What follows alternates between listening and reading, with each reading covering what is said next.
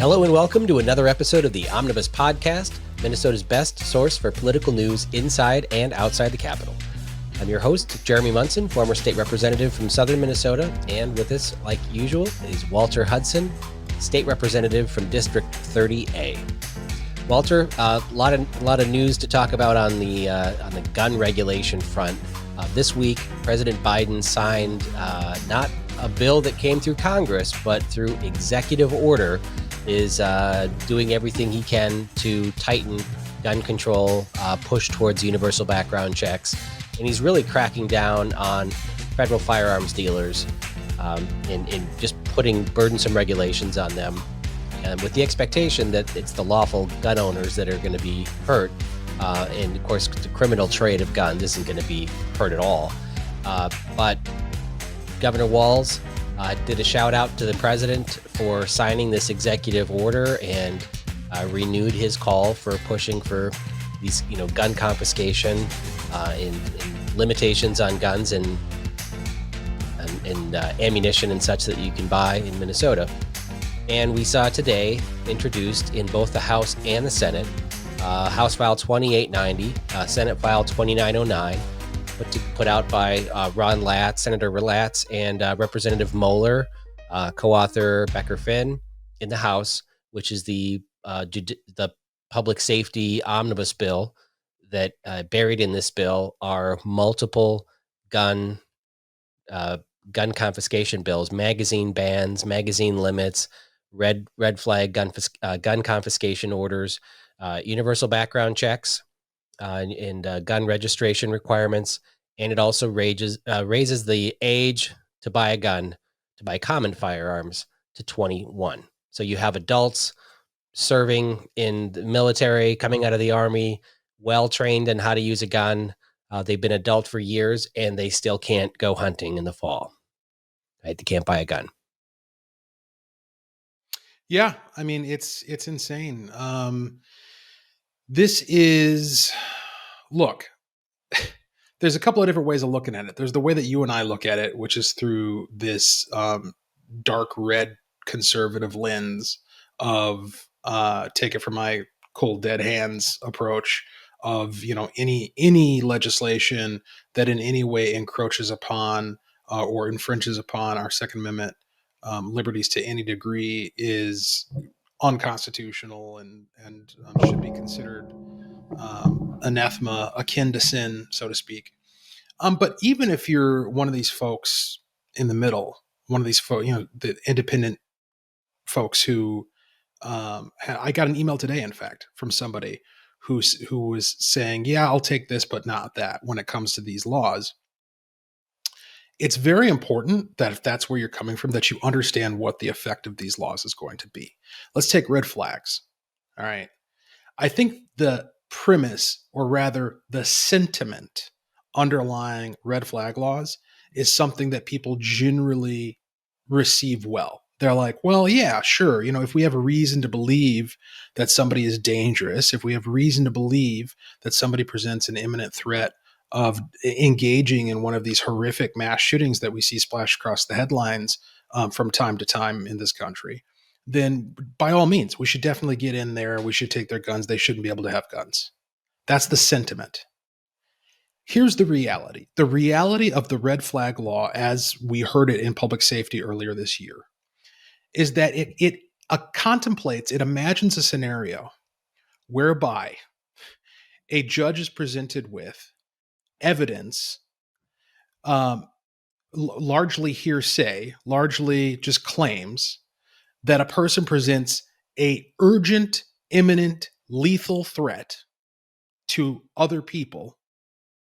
In other words, there's a crisis, and that the matter is so urgent, it's so imminent, that we can forgo any and all due process, issue a warrant, drive to the guy's house, take his guns, and call it a day. Now, think through that. Like, what kind of a scenario is solved by taking somebody's guns and doing precisely nothing else? Right. Right. Well, that's important just to stop here, where We already have a law that allows us to go to that person's house and remove the person and place them under a psychological evaluation or psychiatric evaluation for 72 hours against their will while they sort out whether or not that person's a threat to themselves or others. We already have that in the books, and you can use that. But to take away someone's guns or what I mean, first of all, you don't know who has what guns, so you don't even know what you're taking when you show up. You just ask in general sense, hey, I heard you have guns. Can you give them to us? And then you leave with that one old rusty gun they don't use or whatever, and then you leave that person in their house. You're not actually solving the crisis of treating the person. You're just taking away property.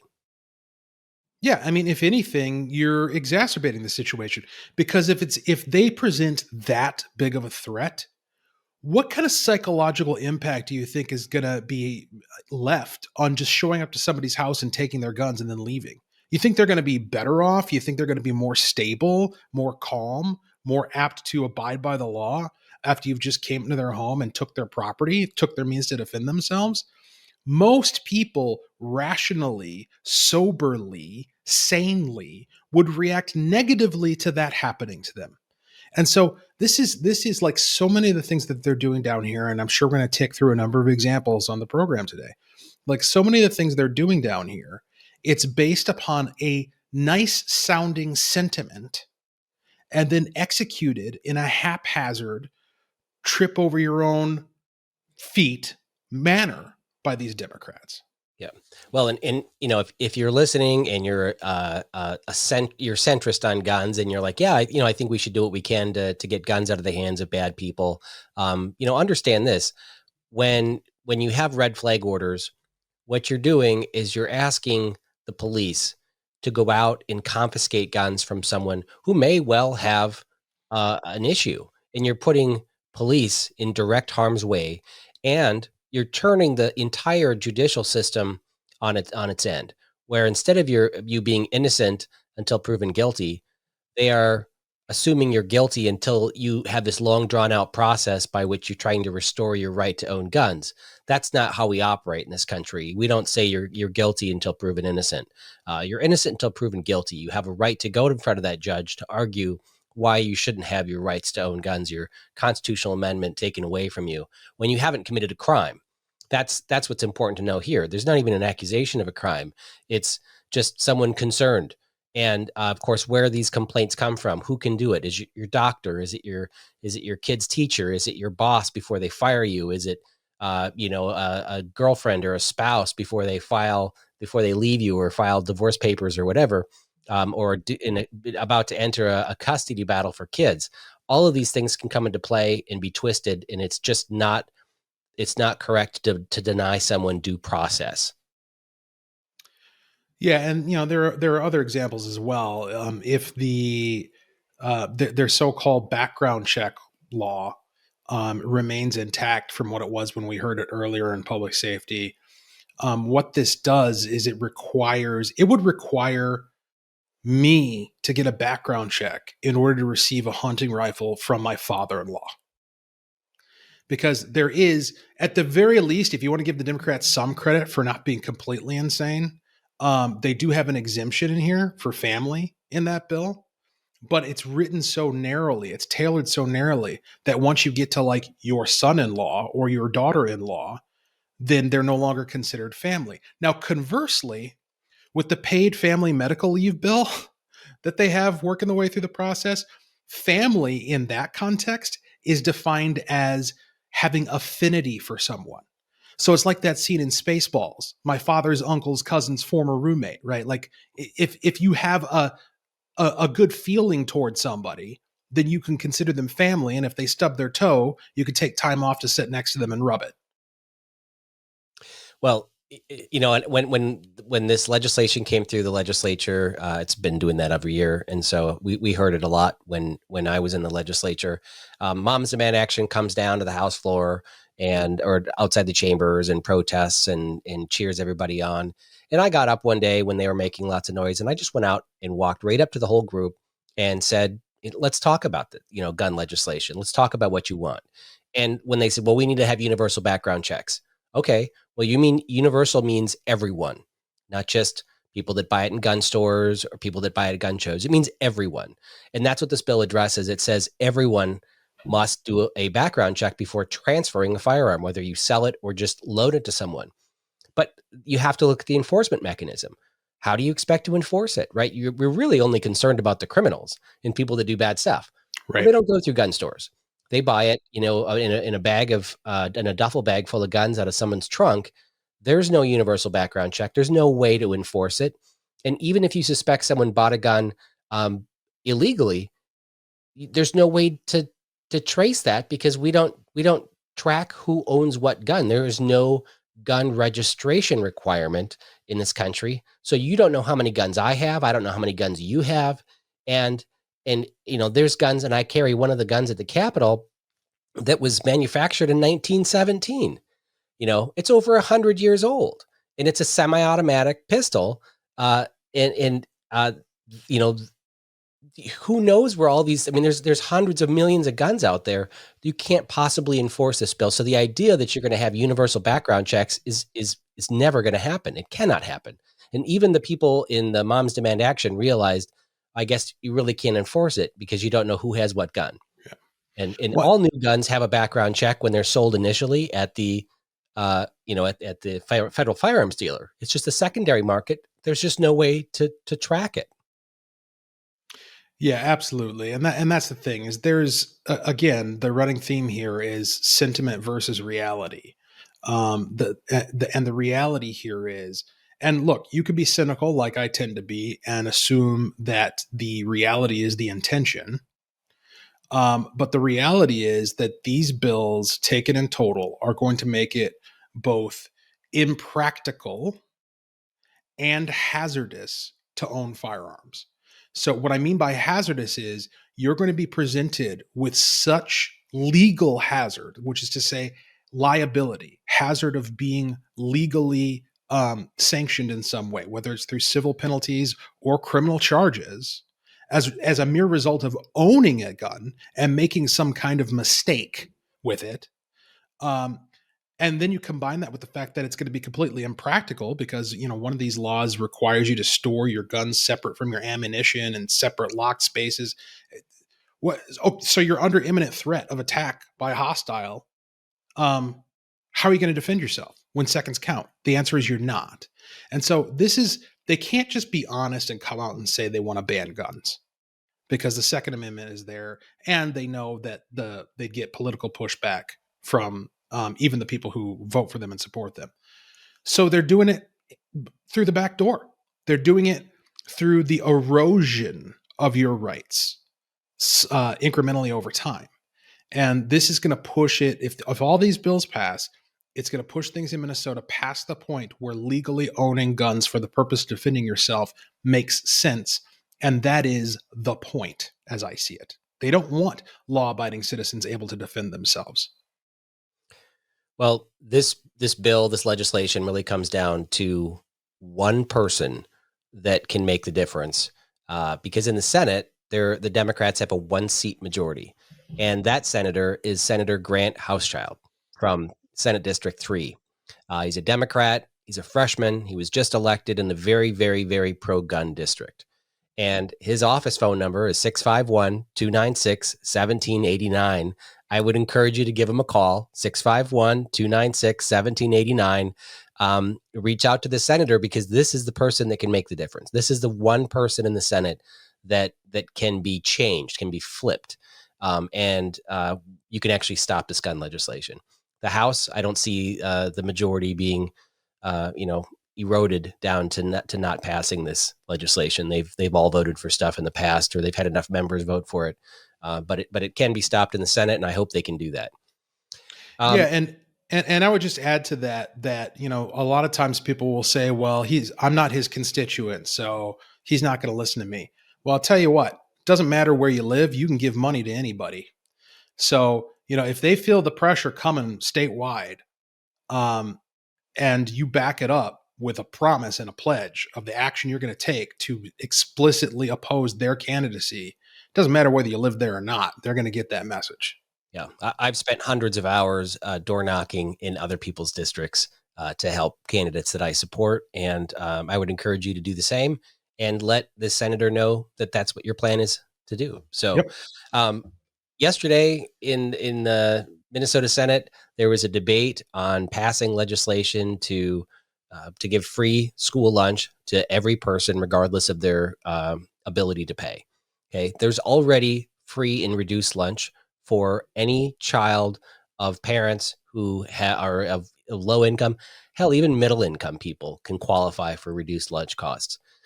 So they've covered that. Plus, there was hundreds of millions of dollars given to create programs to give food away from kids in Minnesota. And were there long lines of children trying to get free meals? No. Right. There was Right. hundreds of millions of dollars Yeah. that was swindled, taken from taxpayers.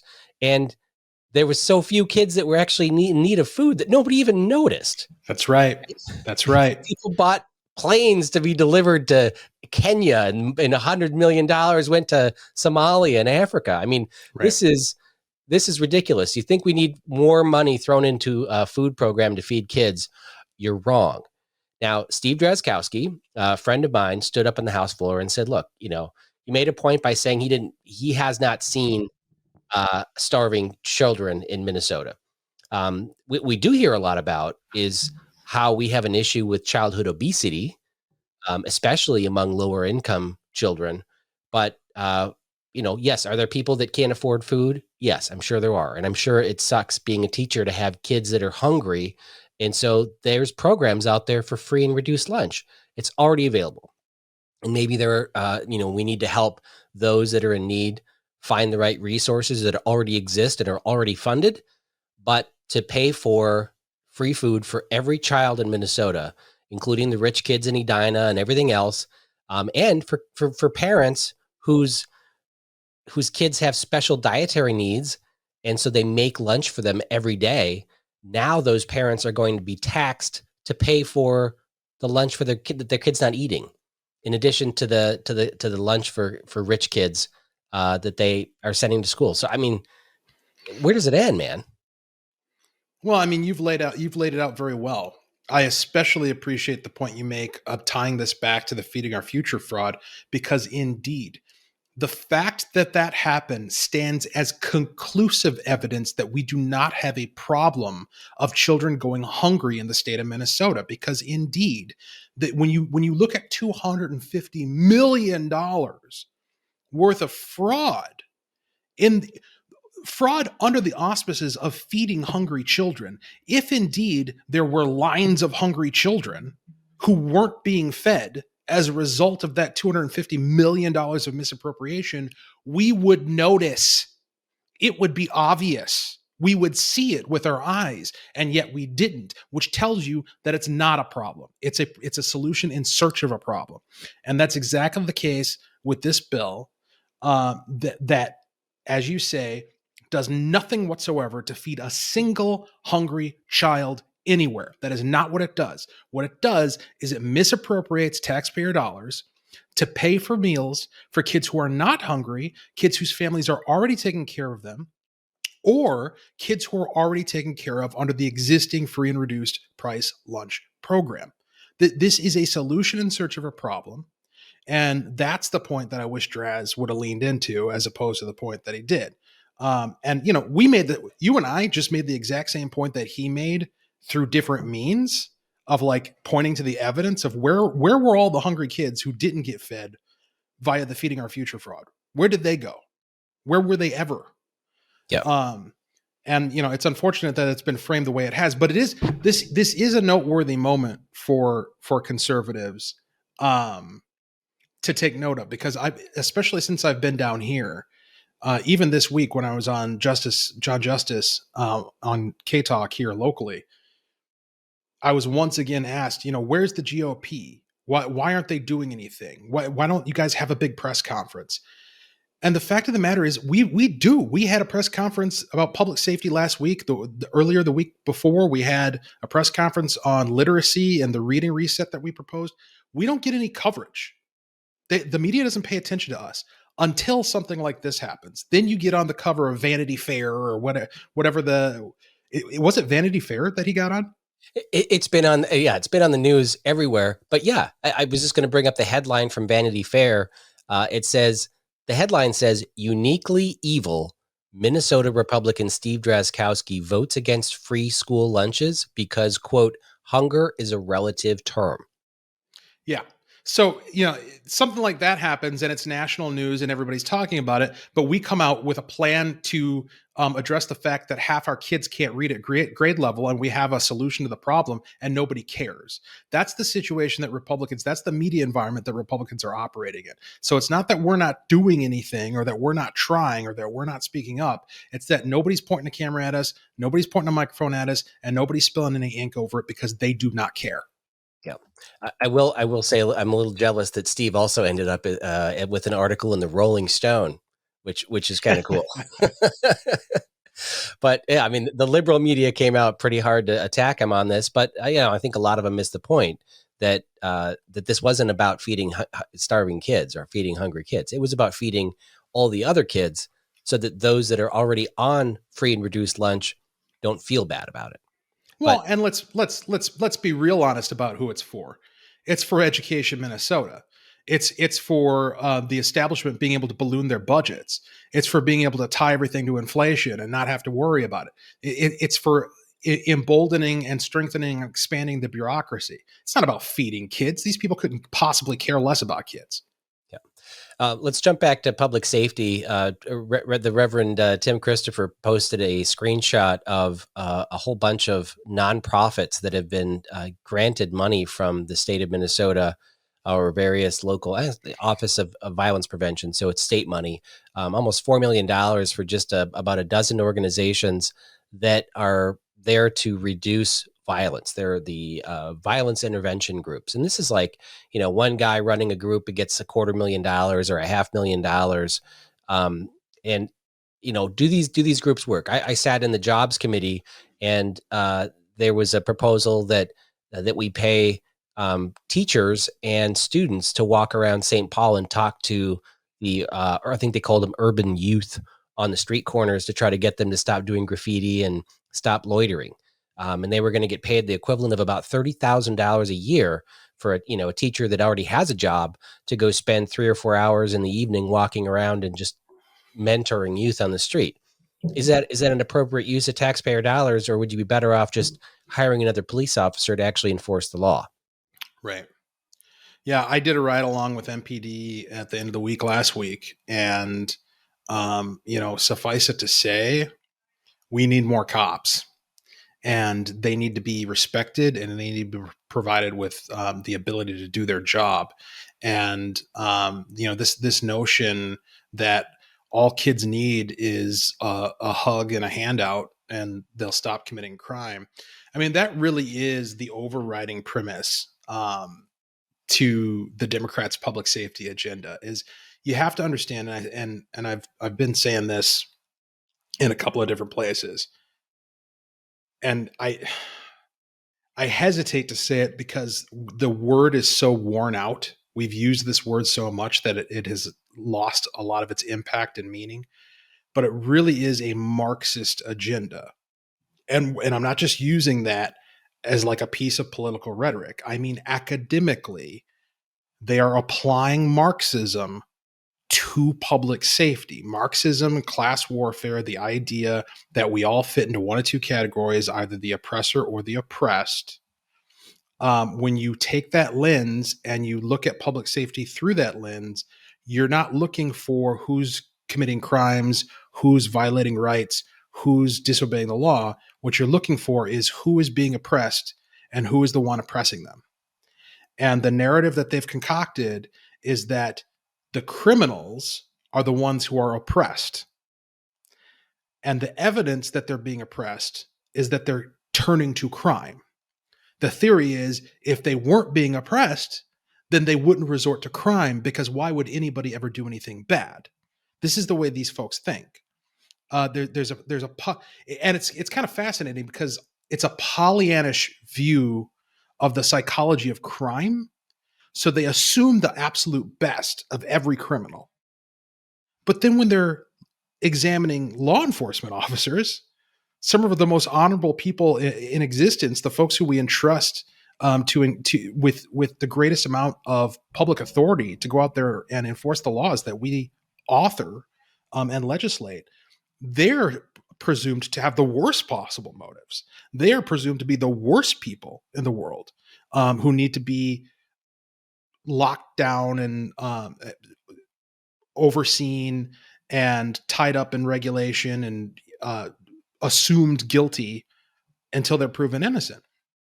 And so they've completely flipped the script. And you look at that double standard, you look at the double standard and how they treat law enforcement versus criminals, and you think to yourself, well, that's upside down. Like, why have you flipped it like that? And the answer is Marxism, because that's what Marxism does. It flips everything upside down. It says, we see this imbalance where the cops are oppressing the community, and so we need to flip that. In order to balance the scales, we need to oppress the cops and uplift the community of criminals. And that's what when you understand that that's what they're trying to do, then all of their individual policies start to make sense and they start to fit together into a coherent, if corrupt, puzzle. Well, I was going to ask you on your ride along last week. I mean, how did you feel as a black man to be in a car with white supremacists? You know, because that's how it's being painted, right? I saw in committee last week you went out on the defense for police officers, really calling out the Democrats who you were debating a bill that was actually increasing the mental health or PTSD benefits for police. And there was a question on why their PTSD claims have increased in recent years. And you nailed it. These police officers are under attack by the liberals, claiming that they're all white supremacists and that they are the oppressors, and making it very difficult for people to actually want to be in a role like that or remain in that role with any sense of self-security. So I want to play this clip for the people listening and let you explain it. Thank you, Madam Chair. I heard one of the testifiers describe the impact of disability as significant and unanticipated, which is interesting because the program was originally developed to anticipate that there was going to be some degree of need for folks in this profession to receive disability benefits. And if you look historically at the numbers, the individual claims are relatively flat and then start to ramp up pretty rapidly at a particular point around about 2019, 2020. In 2013, there were 278 claims, and in 2022, there were 779. That's almost triple. So what's going on there? Why is that happening? I'd be interested in your thoughts, Representative Herr, on why the necessity for this bill has presented itself. Representative Herr. Madam Chair, Representative Hudson, thank you for the question. So my numbers are a little bit different than yours, but you are correct that the trend has been going up and it's gone exponentially. From our numbers in 2019, it was 118 applications, and by 2022, there was 257. What we've done through this process is that I try to never assume somebody's motives and why people are taking, duty disability.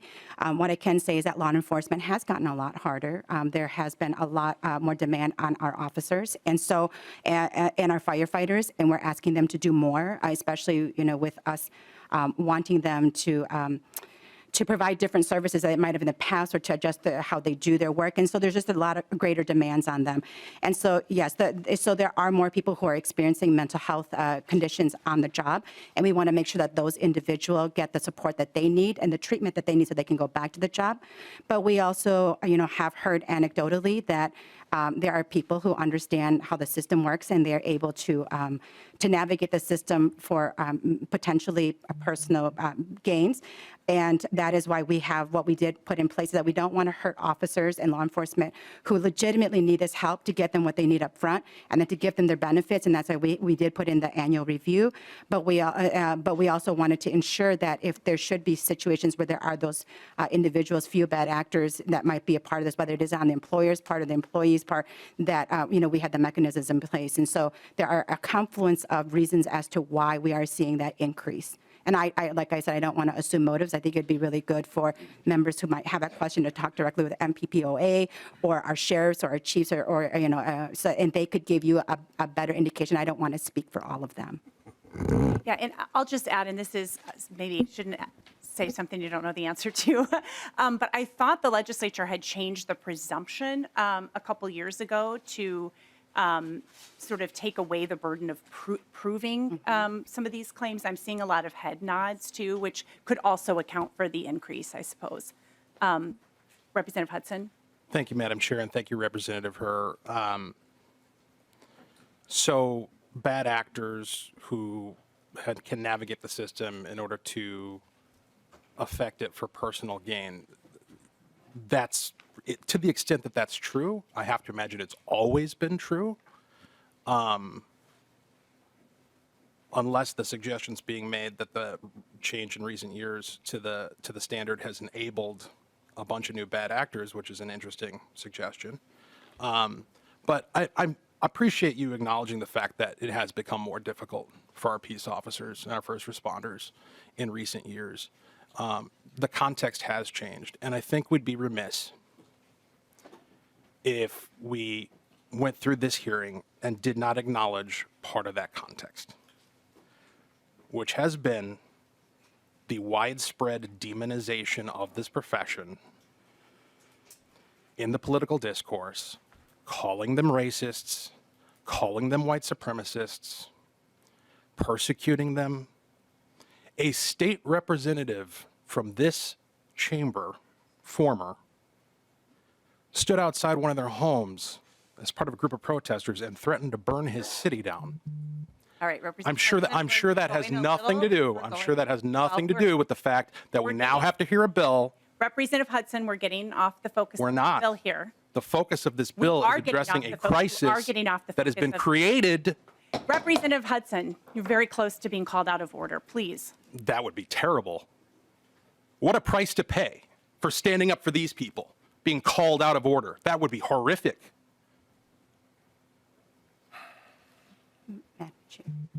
Madam Chair. I'll just bring it in for a landing here. I'm glad we're doing something about the problem. Maybe we should put some thought into the cause. Thank you. All right. So go ahead and talk to that clip.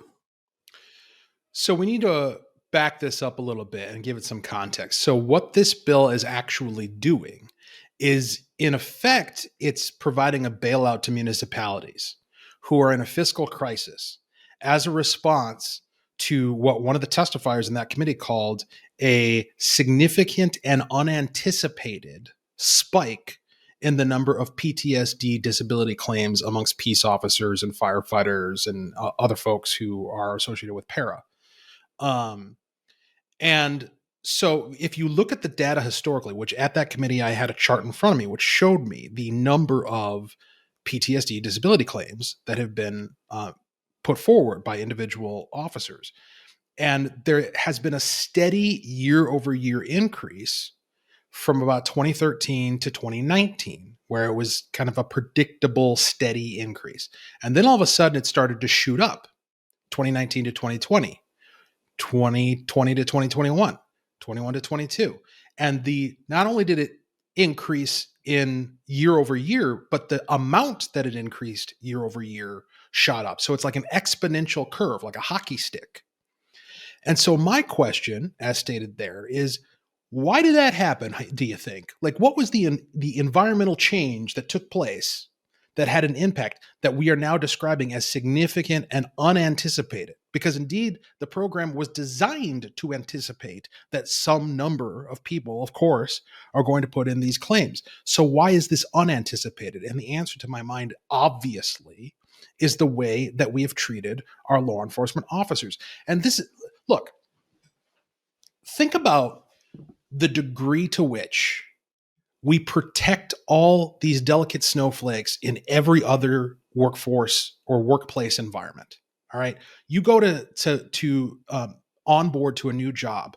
One of the first things they're going to do is they're going to set you through your human resources orientation. We did it here at the House of Representatives, right? An hour and a half presentation about how we dare not poke, prod, touch, hug each other because, that might be a human resources claim and we might end up having to be censured in some way. The idea being that you should never have to encounter any amount of hostility whatsoever. You should always be comfortable. You should always feel welcomed. You should always be affirmed. And it's oh so important. Unless you're a police officer. In which case, not only are you expected to endure all of the jeers, disrespect, spitting, kicking, punching, assaults, insults that you encounter in your day-to-day conduct of your duties. Not only do we expect you to put up with that, which to some degree you are expected to put up with that, of course. On top of that, we're not going to back you up. We're going to throw you under the bus. The first time somebody does something wrong or does something right, but it kind of looks like it might be wrong or somebody objects to it, the first opportunity we get, we're going to throw you under the bus. We're going to call you and accuse you of the most vile things imaginable. We're going to call you a racist. We're going to call you a white supremacist. We're going to say that you're out, that you are hunting black men. That has been said, not just by people on the street, but by people with election certificates. People in positions of authority, legislators have said things like that. And as I stated in that committee hearing, you go back to John Thompson standing outside Bob Kroll's house, threatening to burn the city of Hugo down. That was a real thing that actually happened, and every cop in the nation saw it. They saw it happen, and then they saw it followed up, not with condemnation of John Thompson, but with the commitment, the conviction that we're going to defund the police in Minneapolis that was supported by the Attorney General, Keith Ellison. Okay? So if we're going to, and in the midst of all of this, we're also having this conversation about PTSD more generally. And we're having this conversation about stigma and access to services. And we're acknowledging the fact that when people go through traumatic events, it leaves a mark on their lives. You have to reconcile all of this.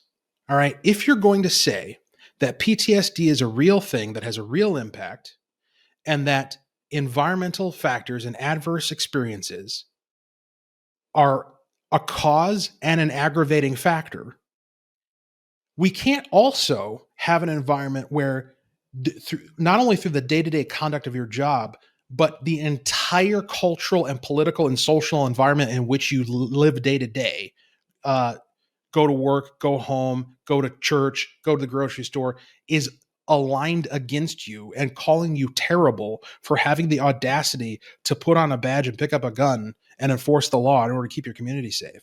And we're going to respond to that with disrespect, dishonor, condemnation, suspicion, and assumption of the worst possible motives. You think that might have a traumatizing effect? This is the worst thing that came out of that exchange, and I don't even think it's in that clip, is the fact that Chairman or Representative Herr, because it was her bill, and Chair Moeller both entertained the notion that the reason for increased PTSD claims was because cops, bad actors was the term they used, were working the system. So their theory is cops are faking it. Cops are faking it in order to get out of the job as a protest against the way they're being treated. Now, even if that were true, it still speaks to the fact that you are in fact treating them so badly that they feel that that's something that's worthwhile to engage in. But I think it's pretty disgusting to assume that that's what the motive is on behalf of, and again, assuming the worst possible motive of the police officer. What's far more likely is that you actually have created more cases of PTSD as a direct result of the rhetorical environment that you've created in the culture and in the political discourse. It is traumatizing to these human beings who you treat like garbage for political gain. Yeah, I mean, I don't even know what to say. I mean, it's absolutely true that the cops have been, they've worked to defund police departments or reduce expenses, and while at the same time they have directly increased crime. And No doubt. I mean, yeah, it's just so hypocritical of them to not admit that they're creating a hostile work environment for our police. Well, and thank you for standing up. And I know you received a lot of criticism in the media, not as much as Draz did this week, but you'll find your moment sometime in the legislature if you haven't already. You've been making waves, and it's really appreciated. Yeah, well, I mean, it's not my goal to be number one media target per se. I mean, Dwayne Qualm and Draz both took the bullets for us this past couple of weeks. But yeah, I mean, I have gotten a lot of thanks. I got thanks from a member of my own family. In fact, the way I found out that I was in the news was going to a family gathering and being embraced by one of the cousins who's a retired MPD officer who's out on disability and is directly affected by this. Grown, burly man whose hands were shaking and had tears in his eyes as he was embracing me because he was just so touched that somebody stood up to say this. And for me, it's kind of surreal because I don't see what I did or said as particularly noteworthy. I mean, that's the least I could possibly do is speak truth in a moment where it needs to be spoken. And what it speaks to is less my willingness to do it and more the contrast between that moment and the overall environment in which these folks have been working and persisting and enduring. The fact that they're so starved for positive affirmation. That's the point that's noteworthy. It's not what I said, it's what's not being said by so many others. Yeah. Last week, the Star Tribune had an article that the headline reads, 3 GOP newcomers to Minnesota Senate create headaches for the DFL majority. This article was about our friends Steve Drazkowski, Glenn Grunhagen, and Eric Lucero, how they rose to speak nearly 50 times combined during a 15-hour debate on the bill codifying abortion rights. It is a shocker, and we knew this was going to happen, where we actually send some real conservatives over to the Senate, which has been packed full of moderates and weak conservatives, that they're actually doing the fighting, and it is rocking a boat over there. But God bless them for doing that. I think it's hilarious that's the concern, is that it's creating headaches and possibly slowing legislation getting through the legislative process. But we spoke about this last week on how they're preventing amendments from coming to being heard in committee or being voted on. And so the Republicans are just forced to bring up all the amendments on the floor and speak to it and speak to the people that are watching these bills slide through the legislature.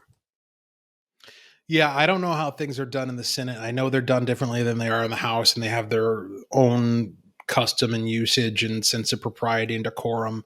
And so, maybe these bringing some of this raucous dissent from the House over into the Senate, certainly it's making waves and rocking the boat, as you say. It is peculiar that is a headline that anybody cares. Like, why is that the news rather than what the majority is doing, the legislation that's actually being discussed? Like, are we going to go back and talk about why they stayed up for 15 hours to debate a policy that is the most extreme unborn children murdering policy on the planet? Puts us on par with North Korea and China. Are we going to talk about the fact that we just created a space of anarchy in which to spill untold gallons of innocent blood into a black hole of indifference? Are we going to talk about that?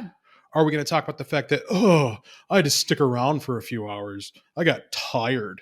I mean, they're such babies. They're so whiny and complaining about the fact that we want to talk through these things. And we want to make sure that Minnesotans know what's going on. This stuff's kind of important. It's a little bit important whether or not we're going to kill children, whether or not we're going to shut down 80% of our power generation, whether or not we're going to allow kids to be kidnapped from other states and brought here to be poisoned and mutilated in the name of gender ideology against the will of their parent who has legal custody of them in the state of origin. Those things kind of matter. And if you have to wait around for a couple hours and listen to somebody talk, you have to listen to Glenn Grunhagen give one of his old yarns, you have to listen to Eric Lucero go on and on. I don't feel too sorry for you. Sorry. Yeah. Let's see what else we got here. Well, we'd be remiss if we didn't talk about the budget. We had the $17.6 billion budget. And then the last week after the legislation passed, which now takes inflation into the figures, it actually grew to 21 billion, but after inflation was roughly the same at 17 billion. Everybody's asking how the money's going to be spent. We're coming down to the final stretch here in a month or so. And there was a bill or an amendment that came to the floor to eliminate the tax on Social Security. Of course, it was just the Minnesota tax. And the Democrats put out some videos talking about how they're no longer supporting Social Security elimination, the tax. Look, I got to give some credit to the Democrats for actually getting into the details of this. And, I talk to people a lot about Social Security tax when you're campaigning, and I actually preface it by saying it's only the state tax. You still have to pay federal tax on Social Security because it is taxed at the federal level. Minnesota income tax is a small portion of that, of your income tax. And there's a large majority, I think it's a large majority of senior citizens that already are exempt from paying income tax on their Social Security, but why even tax it at all? Because the point being, if you're taxing Social Security for those with middle to higher incomes, they're going to leave the state, and then they're not in our economy. They're not contributing to our economy. They're not helping our businesses here and buying stuff. And all it's going to do is hurt our economy in general. Stop taxing seniors. Let them retire here in peace. Get rid of the death tax, get rid of Social Security tax. But it appears by their rhetoric, it's not going to pass this year.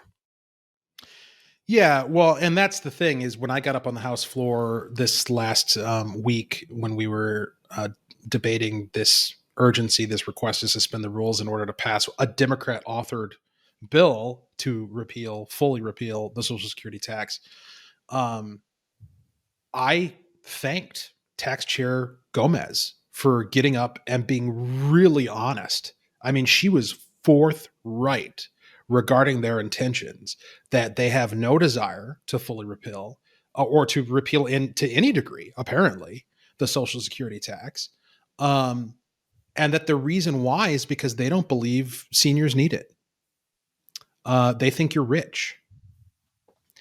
And I thanked her for that because it provides Minnesotans with a clarifying moment where we should remember and think back upon as we move forward in other debates. Whenever a Democrat talks about the rich, if you are paying a tax on your Social Security in the state of Minnesota, they're talking about you. Okay? I think we have this idea in our heads that a rich guy is like rich Uncle Pennybags from Monopoly, the guy with the top hat who runs around, chasing cars and hats. Or we think of Daddy Warbucks from Little Orphan Annie with a giant mansion and a bunch of servants doing a dance number. That's not what they mean by rich. If you're paying tax on your Social Security in the state of Minnesota, you're rich, according to the Democrats. You have too much. And you don't need, this was explicitly said by Chair Gomez last Thursday, you don't need, and it would not do you any good to have your money back.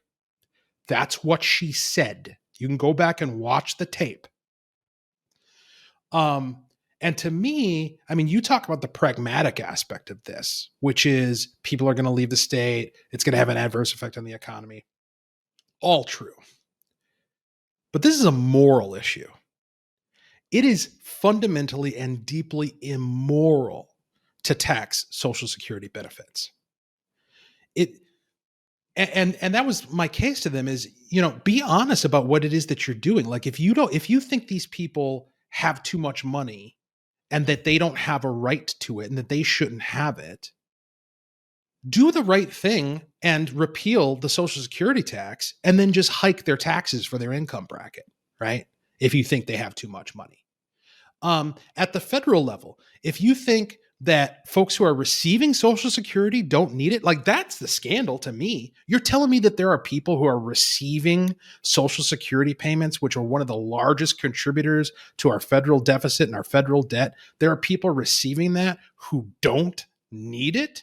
This is astounding. Like, why isn't that a headline at Vanity Fair? Democrat Party implies that we're paying too much Social Security to seniors.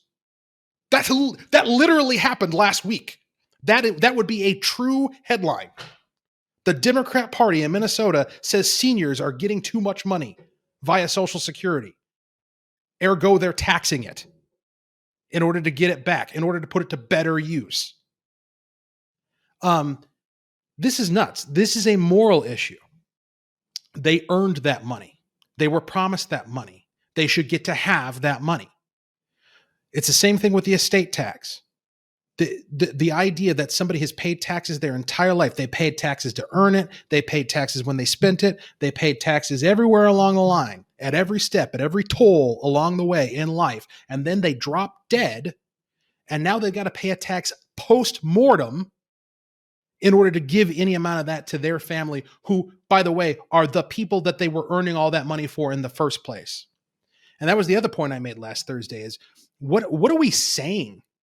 What are we saying to people when they put all of their blood, sweat, and tears into earning not just a living, but earning a nest egg with the idea that they're going to pay it forward to the next generation so that their heirs, their descendants, can have it better, can have it easier than they had. And then we come along and we say, you know what? We don't like that plan. We don't like the plan of you working hard in order to provide for people you love.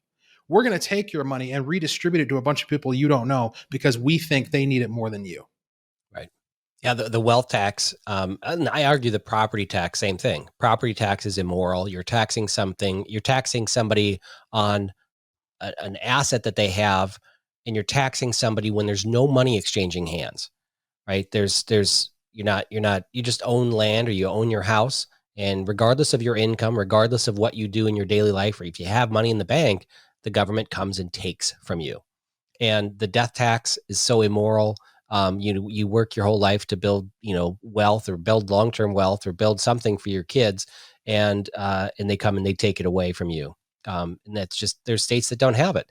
And it's not a tax on the wealthy. It's a tax on the middle class, because the wealthy, like Governor Mark Dayton, he already had all the trusts set up for him in South Dakota, right? In Sioux Falls, they had a trust for him, his family, to be outside of the state. So people that have the means can set up all of this and structure everything to avoid taxes.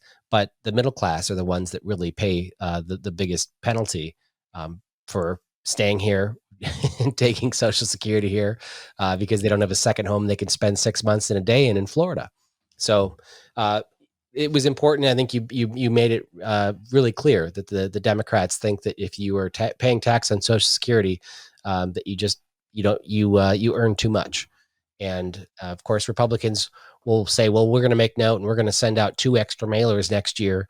But there should be enough terrible legislation the Democrats pass this year to write the campaign mailers that we need to win elections. But they'll just keep going and passing more terrible legislation. Yeah, no doubt. There's no shortage of it. So where's all the money going to go, Walter? Are we going to end this legislative session with everything spent in the next 2 years? Are they going to, how many billions of dollars can they throw at education? I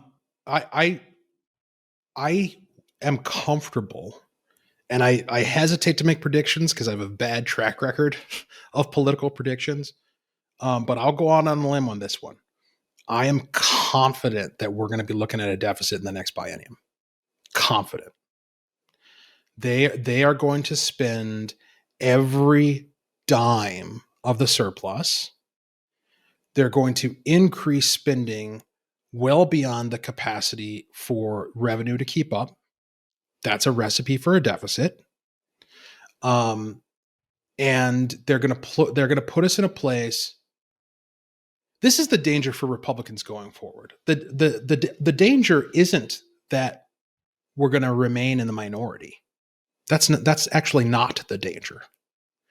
The danger is that we're going to catch the hot potato right before it explodes. That all this crazy stuff that they're doing is going to put us into the majority, and potentially even 4 years down the road, put us in a trifecta right in time for the economy to completely implode. And then we're going to be tasked with having to clean up the mess, which is going to entail having to cut everything down to the bare bones. And then people are going to be upset with us for doing that. And it's going to end up putting them right back in charge. That's the cycle that we have to avoid. I don't know how we avoid it. A lot of it is going to be providence and luck of how things time out. But for me, as I look ahead to that prospect, I think our task is to be tilling the soil now and setting expectations now of what is going to need to happen in order to set this ship right. And that's why I've authored a package of bills. I call them my sustainable stewardship package, that provide for a set of fiscal rules, constitutional amendments, and ways of doing things down here at the legislature that will force constraint on the process, that will tie the state's budget to the income, the personal income of the state, so that we're never spending more than 5 1/3% of what we have as a state in terms of personal income on government. And then within that constraint, you're going to have to figure out what you can do. Like, what do those resources allow you to do? So instead of doing it now the process is, does it sound good? Let's do it. Which is the way people, that's how you get to living check to check. There's a point I made in one of my committees recently, Children and Families, I think it was, where I was talking about this broader economic condition that we find ourselves in, and how it's so common. You can go Google it. So common to see stories of people winning the lottery, having this enormous windfall, and then within a few months, a couple of years at most, they're right back to where they started, check to check, scrounging and looking around for coins and couch cushions, because they didn't change the way they approach money. They're not check to check because they don't earn enough.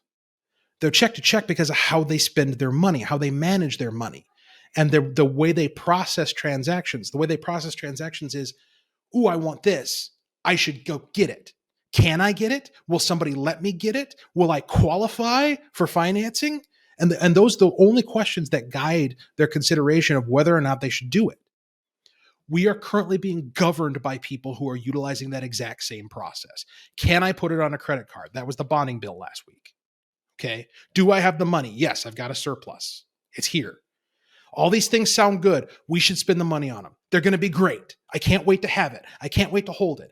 Hold on and get my jacket on so I can go to the store. They're so eager to just spend it all and charge it all and run up the cards. But the bill's going to come due. It's going to come due. And so what we need to do as a state is, we, the people, need to elect a legislature that can get some ballot questions on the ballots. And this is going to be down the road. That's the other thing, is tempering expectations, because you need to have both the House and the Senate switched over to Republican. And then we need to put these questions on the ballot for constitutional amendments, and then they need to pass. You're talking about like a 6-year process here at the earliest, just to get these fiscal rules into effect. But once they're in effect, then we can get serious. And even when Democrats are elected, they're going to have to work within these constraints, because they're going to be constitutional amendments. And so they won't be able to just, look at, oh, look, mommy, I want to buy it. They're not going to be able to do that anymore, because they're actually going to have to account for the cost and work within the constraints of how much money they have, not how much money they want to have. Yeah, I've always wished that we would attribute the cost of legislation to a per taxpayer amount. So like this bill came through, and it's an average of $42 per taxpayer, or $1,100. It all gets put in terms of what it costs you, the taxpayer of Minnesota, because people's eyes just glaze over when they talk about billions of dollars. 10 million here, 10 million there. The joke is that eventually it adds up, but people just, we need to step back and talk about living within our means. And my experience is that there aren't very many Republicans in St. Paul that would actually support cutting anything in spending. It's the hardest vote for so many people to do. They can't stand it. 3 people call their office about a potential cut to funding for this, this group or this group. It's so easy to raise spending. It's so difficult to roll back, especially these programs that this one-time surplus money will create the liability of having, spending for the next 10, 20 years. There are things you can do for one-time surpluses that don't involve growing government permanently, but that's what's going to happen when the surplus is spent. They put all this money into schools. It's not going to be like they're going to educate children harder. It's going to create more programs and build stuff and hire people that have to be paid for forever. And God forbid Republicans actually, go back to what we had in 2018 spending, because it'll be seen as this massive cut. And Republicans seem to champion this idea of slowing the spending, right? And they go, hey, we did this great thing on major tax cuts. Like, well, how come the spending went up? Well, we slowed the growth. We went, from a 10% increase to a 6.5% increase in spending. That's not a win. But we'll see what happens. But your vision, I think, is spot on how they're gonna blow this and leave a deficit for Republicans who will come in and work really, really hard to find that change in the couch cushions of government. Yeah, I mean, I think they will educate kids harder. They're just not going to educate them better. Yeah. And that's I had a meeting earlier this morning with one of my superintendents for my district, and they were just aghast at what they're seeing coming. And you might think, well, how could you possibly be worried? Democrats are in charge. They're going to give you more money. They're talking about a 5 and 5 increase to the state funding formula. They're talking about partially funding the cross subsidy.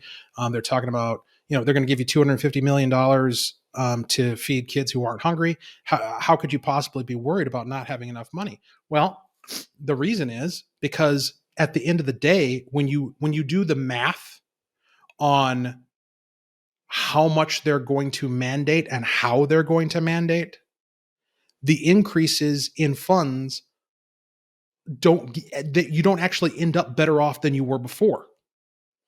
Because it's kind of like, there's been a lot of talk lately of, I forget exactly what it's called, but this digital currency that they're talking about, where it is programmable, meaning that I'm taking a detour into the weeds here, so bear with me. There's this new type of digital currency that the World Economic Forum's been talking about. And the idea is that it's programmable, meaning that you can't just take it and spend it on whatever you want. You have to spend it specifically on what they say you should spend it on. So you want a cheeseburger? Well, this isn't good. Your money isn't good here, literally. You can't spend it on cheeseburgers. You have to go spend it on, gluten-free bread or something, because that's what the World Economic Forum says they want you to spend it on. In a similar sense, that's what the state of Minnesota is doing to our school districts. We're giving them all this money, but they can't spend it on the things that they need to spend money on, because it comes with all of these very specific mandates saying, no, you have to spend it on this. No, you have to spend it on that. No, you have to make sure you have this many teachers. No, you have to make sure you have a certain student to child ratio. And it ties the hands of administrators to the point where there's no amount of money you could give them under this regime of how they must spend it that would ever be enough, because what they really need, as it turns out, is the same thing we all need: freedom. Yeah. I was shocked to learn from fairly liberal school board members and teachers that came to visit me in St. Paul that their preference when asked, would you rather get rid of all the regulations and mandates on you and give you the same amount of funding per pupil that you get today? Or would you like an increase in funding for these programs, or would you take a 10% increase? They would rather get rid of all the regulations that are on the schools, federal and state, and just give them money to do with what they want and how they want to educate, because they know best how to educate kids in their community. That's right. And it was amazing. Like, really, you would take that? So, I mean, it was, I grabbed the funding formula book, and it's like 150 pages long. And there's so many different programs that they have to apply for, report back on, hire staff for, do this, that. I mean, you're right. Their hands are tied in order to get funding. And whenever they have a need in their school, they have to open up the funding formula and figure out how would they qualify for this program to get these funds. And then just maybe they would get them. But it's, too many, the funding formulas are too complex for schools. And that's what's ultimately hurting us. Just too many regulations. 100%. And the Democrats are only going to make it worse this session. Yeah. Well, Walter, I think it's going to be an exciting couple of weeks here. Wait, no, you go on break next week? No, not next week. No, when do you go on break? Not till. I think it's in the smack middle of April. It's not anytime soon. Okay. Deadlines. Where are you at on deadlines? First deadline passed. I think the first is passed, and the second I want to say is this Friday. Okay. And for those listening, your first deadline is where you have to have your bill be pass a committee or have a good reception in a committee in either the House or the Senate. Second deadline is it has to pass all the committees in one of the bodies. And the last deadline is it has to clear all the hurdles in both the House and Senate, or your bill dies for that session. Really, the deadlines are important for when you have a split legislature. But in this legislature where the Democrats are ruling everything, all the deadlines, all the things can be bypassed with these rules can be bypassed. There was a supporter that called me and asked me about deadlines, saying, okay, I'm following this one bill and it's assigned to a committee, but the deadline's coming up. And if it passes that and it hasn't passed the committee, then it's done, right? It's dead. We can stop going up to the Capitol to protest against it. And I said, no. Because what that same language can just magically reappear in the committee's omnibus bill. Yep. Or in that made them pretty upset. And then I explained the concept of vehicle bills, which is a meaningless bill. It might have to do with one single road repair that passes the committees in both the House and Senate, gets assigned to the general ledger on the House and the Senate, and just waits. And then you could have 1,000 pages, do a delete all amendment to delete that 2 lines on the bill and replace it with 1,000 pages of legislation. And that bill has met deadlines. Yes. It's been heard on the House floor multiple times, multiple days, and it qualifies to become law. So every rule can be broken, and we can't rule out anything passing until, well, even when the legislature's out of session, the governor wants something done, he can call a special session, and the Democrats would be more than happy to come back and grow government during the summer. So this is going to be a brutal 2 years. No doubt. So, all right. Well, thanks, Walter, for breaking down legislation for us for another hour. And thanks to the listeners for tuning in for another episode of the Omnibus Podcast, where all subjects are germane. Version here, 1,000-page omnibus bills that nobody knows what's in it.